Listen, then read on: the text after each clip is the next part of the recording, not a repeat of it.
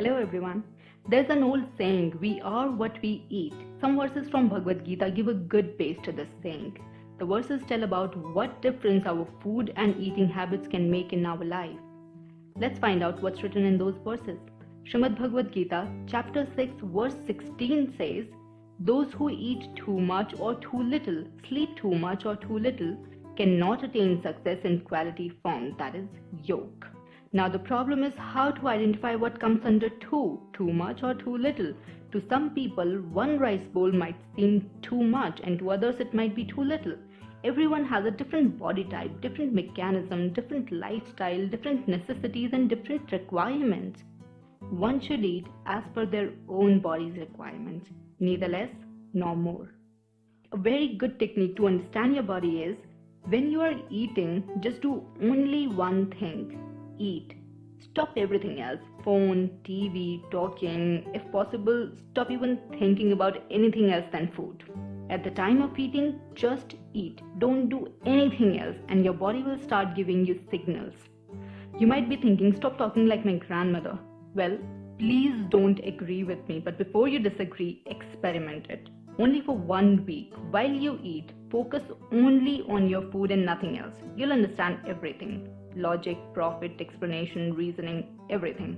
Shrimad Bhagavad Gita chapter 6 verse 17 says, those who are temperate in eating and recreation, balanced in work and regulated in sleep, can mitigate all sorrows by practicing yoga.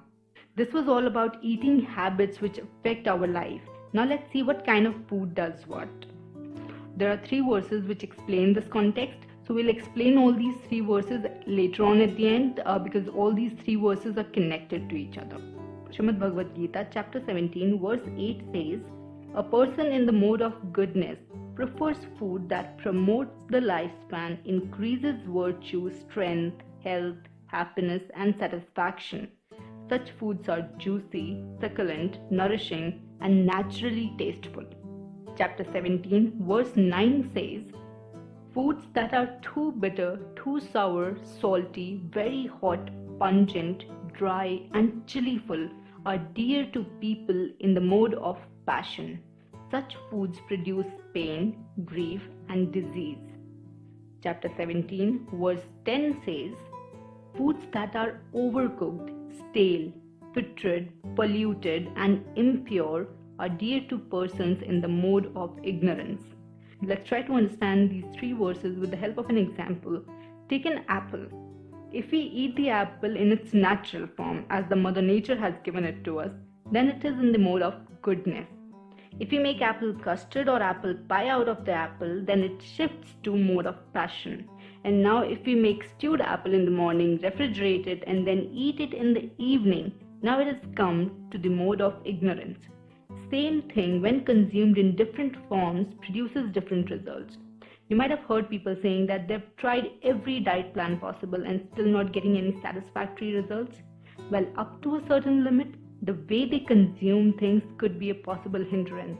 What we eat is very important, but how we eat it can make the whole difference. I hope this information could serve some good to someone out there. Take care of yourself, eat healthy, be healthy, keep smiling, listen good, watch good, speak good, good things will follow. We'll meet soon again with a different topic. Radhe Radhe.